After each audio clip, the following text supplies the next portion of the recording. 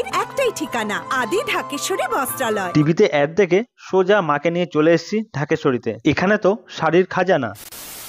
আজকের যাত্রা শুরু হচ্ছে শিয়ালদা স্টেশন থেকে। 2 নম্বর প্ল্যাটফর্ম থেকে বেরিয়ে সোজা রাস্তা ধরে চলে আসবে এই মেট্রো স্টেশনের পাশ দিয়ে। সামনেই দেখা যাচ্ছে শিয়ালদা মেট্রো স্টেশন। তোমাদের একটা খুশির খবর দিয়ে রাখি, শিয়ালদা হাওড়ার মেট্রো কিন্তু চালু হয়ে গেছে। এখন আর সেই বাসে করে গেলে রাস্তার জ্যামে পড়তে হবে না। এখন একদম মাটির তল থেকে হাওড়া স্টেশন পৌঁছে যাবে। कैसा लगा मेरा मजाक? সরি, মানে এখনো চালু হয়নি, চালু হবে সেই আশায় দিন গুনছি।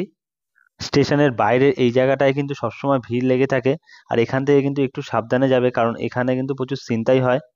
এই ওয়াচ টাওয়ারটা পার করে ওই সামনে যে মোড় রয়েছে সেই মোড় থেকে কিন্তু বাস ধরতে হবে। আমরা ধরবো 24D। এই বাসটা কিন্তু কলেজ স্ট্রিট গড়িয়াহাট হয়ে যাবে। তোমরা যারা কলেজ স্ট্রিটের কফি হাউস যেতে চাও, মান্নাদের সেই গান গাওয়া কফি হাউস, সেটাও কিন্তু তোমরা এই বাসটায় করে যেতে পারো।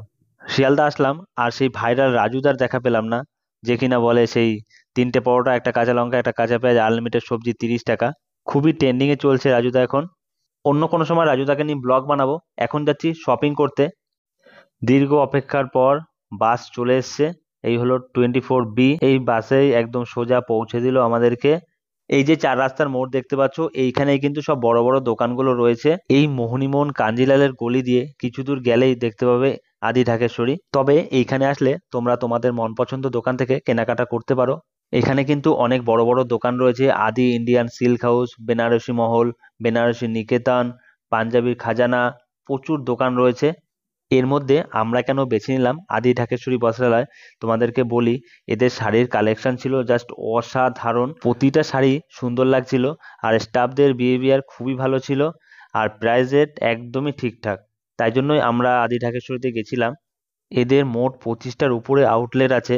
বর্ধমানে কিছু আছে, আর এই কলকাতাতে অনেকগুলোই গদি আছে। এখানে রাস্তার 2 সাইডেই ওদের দোকান রয়েছে। তো আমরা এই পাশেরটায় গেছিলাম, এদিকের গদিতে একটু বড় ছিল তুলনামূলক। তোমরা চিনতে না পারলে এখানে ওদের স্টাফ দাঁড়ানো থাকে, ওরাই তোমাদেরকে গাইড করে নিয়ে যাবে, কারণ দোকানগুলো একটু গলির ভিতরে থাকে, যার ফলে চিনতে সবারই একটু অসুবিধা হয়। লিফটে করে উপরে চলে এসেছি। এখানে শাড়ির ভিডিও করা বারণ আছে, তাই আমি ফুল ভিডিও করতে পারিনি। দারুণ দারুণ বেনারসির কালেকশন রয়েছে এখানে। তো তোমরা যেটা নেবে ওরাই ট্রায়াল দিয়ে পরিয়ে দেখিয়ে দেবে। এখানে যে শুধু মেয়েদের শাড়ি তা নয়, ছেলেদের প্রচুর দারুণ দারুণ কালেকশন রয়েছে, dhoti, panjabi, sherwani. Finally shopping complete করে বেরোচ্ছি। 3টে ব্যাগ হয়ে গেছে, পকেট পুরো খালি। এবার বাসের ভাড়া দেওয়ার পয়সা নেই। শেষমেশ বন্ধুর থেকে ধার নিয়ে ভাড়া দিলাম। তো আমি এবার বাড়ি যাই, আর তোমরা সাবস্ক্রাইব করো। দেখা হচ্ছে নেক্সট ডেস্টিনেশনে নতুন কোনো ব্লগের সাথে। ততক্ষণের জন্য